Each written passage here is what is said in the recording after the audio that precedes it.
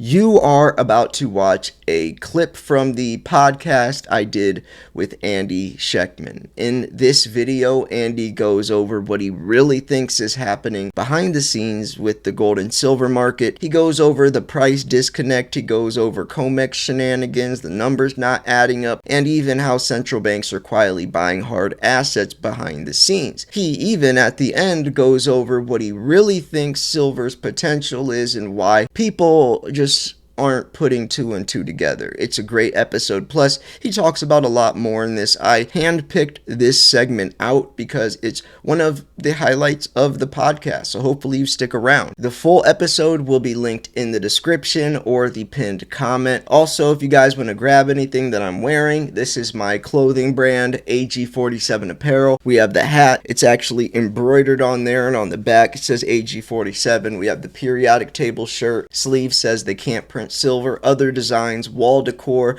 mugs, anything you can think of. So head over there if you want to grab anything. Also, real quick before we jump into this video, if you guys want to take advantage of these dips and buy from Andy, which is the CEO of Miles Franklin, then simply send an email to info@milesfranklin.com. Let him know Slayer sent you. It helps me out. Andy loves to hear it. We have great prices, massive inventory, so buy the dips. Anyways, sit back, relax. This is a good one. Enjoy. Market reacts first, the physical buyers react. But, when we are seeing the amount of interest in silver globally, like in places like China, and whoever is standing for delivery here in the United States, I think it bears mentioning. Now, there are people out there that will dismiss the massive deliveries we've seen on Comex, right? So let's define things for a moment. Less than 1% of contracts ever stood for delivery my entire career. Comex was designed to offset risk. A company like mine is never going to take delivery. We use it to offset the risk of our inventory. A company like First Majestic is never going to take delivery. They're shorting to offset the risk of production that's coming online that they're going to, ultimately get paid for, but they're happy with the price, so they'll forward sell their production price they're happy with. It's to offset the risk. A farmer who's growing wheat will forward sell wheat futures to offset the risk of the growing season. It's used to balance risk. So less than 1% of contracts ever stood for delivery. Typically, they would either roll forward to the next month, they would cash settle, or they would just exit the position. Less than 1%, and now we're seeing massive deliveries. Now people will say, that's true. The run-up in silver and gold through the first quarter in inventory on Comex was the tariff risk, and a lot of it bled down. A lot did leave, right? But minus that, we're still relatively constant in terms of where we were before. All true. So some did leave. Some went to China as they're buying it hand over fist, as we've seen for almost a year now. Roughly a 12 or 13% arbitrage where they're pricing silver in Shanghai at $10, $11, $12 an ounce over the Western price. They do that to entice the trader who will sell them 10 million ounces for delivery in Hong Kong, which is a Brinks contract, full delivery exchange for physical to Brinks Hong Kong. A truck picks it up, drives it to Shanghai. Make the trader for JP Morgan $110 million, $120 million on that one trade, and he's off to buy a new yacht. But what we're really seeing is an overt demand to take delivery instead of paper settling. Now, delivery doesn't mean it has to leave Comex, right? It can stay within the Comex ecosystem to where there are two categories. There is registered. Those are the bars that back the contracts. There's eligible.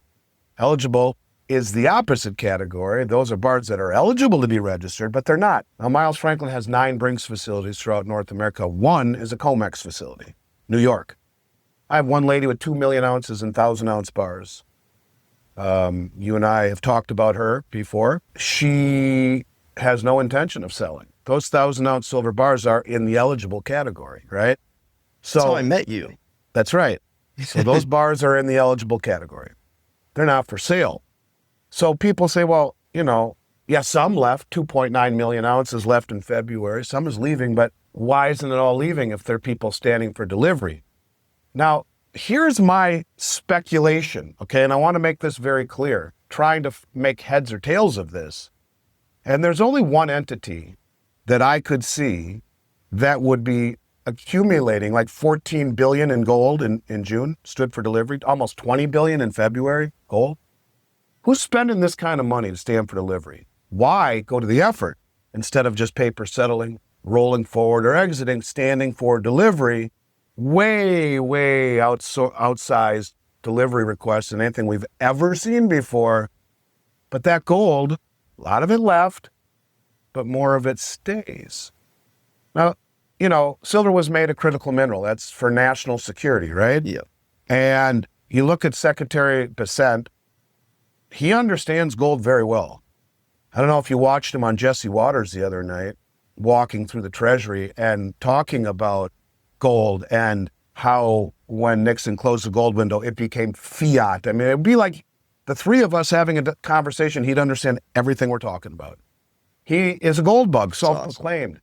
When he ran Soros's hedge fund, it was the largest holding, right? So who could stand for delivery under the auspice of national security, therefore not needing congressional approval, and who would have zero trepidation whatsoever of leaving their earmarked gold and silver, of which it's 9 to 10 figures every single month for 18 months without worrying of any shenanigans, right, if you will.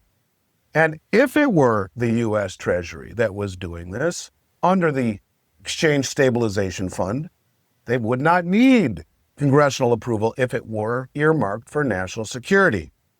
So I ask myself, who could be standing for delivery, leaving the majority of it within the Comex ecosystem, which would be within a Brinks or a Loomis vault held by a proxy entity like JP Morgan or Citi or Bank of America, where they would say something like, listen, you know, there's a race globally for metals. We understand that. There are no free markets anymore, just manipulations as a side note to all of this. What if they knock down the price to stand for delivery quietly using proxy entities? And instead of pulling it all off the exchange as everyone thinks they should, if they did that, they would cut off their nose to spite their face. Everyone would say, holy shit, the Comex is draining. We better do something about that. Instead, they stand for delivery, they leave it within the ecosystem and say, that's ours. We'll get it when we need it. Now, this is speculation. What I do believe is that the biggest money in the world, and you know where I'm going with this about misdirection. Yeah. Price is the ultimate tool of misdirection. Yeah. And if price was really indicative of value, then why are we seeing the kind of deliveries we are? And when you're spending 9 and 10 figures, that would be anywhere from up to 10 billion or more. Nine figures, you know, like 1 through 9 billion, 10 billion or more. You're getting up into 10 figures every single month. Who spent 20 billion in February on gold? Who spent 14 billion here in June on gold? Who took possession of 39 million ounces of silver at $70 an ounce? Why is China buying more silver in the first 3 months of the year and roughly 50 or 60 billion dollars worth of gold for the first 3 months of the year as the price was getting destroyed? Price is tool misdirection. Now, as it pertains to Comex, I say, look, I don't know who's doing it, but if I had to guess, to me, it's as good of a guess as any. Who could leave it there and not worry about the issues on Comex? Right. Well, to me, it just reeks of the Treasury. Yeah. Well, remember, for the first time since I think the 60s, gold surpassed U.S. Treasuries as the #1 reserve asset, which is crazy. Well, and you know what's funny about that too, Jordan? I agree with you, right? And those are from official statistics, right? Yeah. Yeah. So in first quarter of this, yes, official, that's right, quote unquote. The first quarter of this year, the central banks bought more gold than at any time ever in history over the first quarter of a year, ever. And they claim they bought 16 tons. However, the World Gold Council came out and said, you're all lying bastards. It's actually 15 times that amount. You guys bought 240 tons. So what I'm saying is they're going out of their way to misdirect, including the central banks, who are misdirecting how much they're buying by a factor of 15 that we know of. Now, if the People's Liberation Army buys gold on behalf of China, they have no obligation, and it is voluntary, to report. If the PBOC does it, they're supposed to, according to the voluntary rules. We know that the first quarter, which was the biggest ever, they were only off by a small factor of 15, from 16 tons to 240.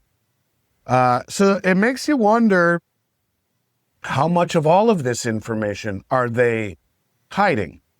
And if you were moving to a system that was more reliant upon commodities, or whatever trade it is that you're trying to quietly maximize, the last thing you want to do is let everyone know what you're doing in a world where information is like that. So could it be? I don't know. I'm just saying, to me, it would be one explanation for who's standing for delivery and leaving a good chunk of it on Comex.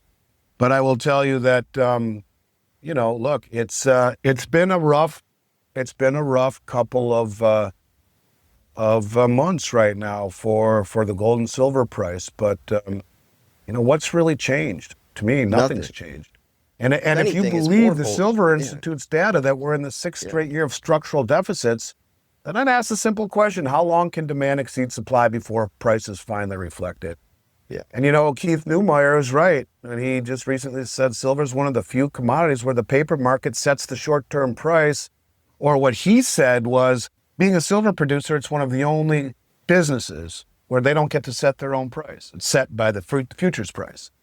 And the futures traders move the price today, and they're good at it. But ultimately, like looking at the supply-demand numbers that are going on 6 years of a structural deficit, at some point that physical availability must determine it over time. And maybe that's why the central banks are buying it, and, like China and whoever's doing it here, and Russia and India, and, big purchases that are more or less inelastic. In other words, they're buying it no matter what the price is doing, up or down. They don't care about the CPI numbers or the employment numbers or any of that stuff. So yeah, it's an interesting time. That's a Chinese curse. May you live in interesting times. And the bottom line is, to me, sovereign buyers are accumulating hard assets. And with silver being a monetary and a critical industrial metal, I don't know, it's kind of a powerful combination. And could it stay frustrating longer? Yeah.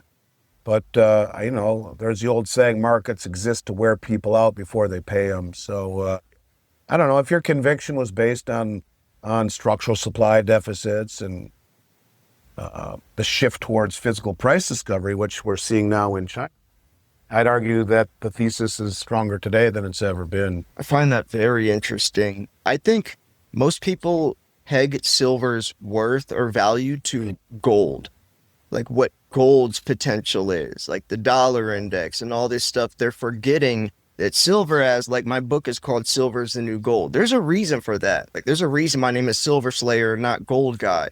Silver has opportunity and potential far beyond gold because of the industrial side of it. The most highly conductive metal for thermal conductivity, electricity, light sensitivity, the amount we need in this new digital era. A 1 gigawatt AI data center takes like 300,000 ounces of silver. Like that quote said that I found in 2019, they said, if you think we have enough silver to go green, you're living in La La Land. And that always stuck with me. I forget if David Morgan said that or who said that, but when they said that, it hit me. Like I was like, holy crap. Like, and that's really where I started to get into the silver shortage and looking at the numbers that aren't adding up. And like you said, Ted Butler always said, no matter what type of suppression or shenanigans go on, his whole point always at the end of the day was that won't be able to stand up against the supply deficit. Eventually that will overtake any type of paper manipulation. Couldn't agree more. And, Sinclair used to say that all the time, too. You're beginning to see that. The silver market moves fast, but prices move even faster. Subscribe to Silver Slayer for daily updates.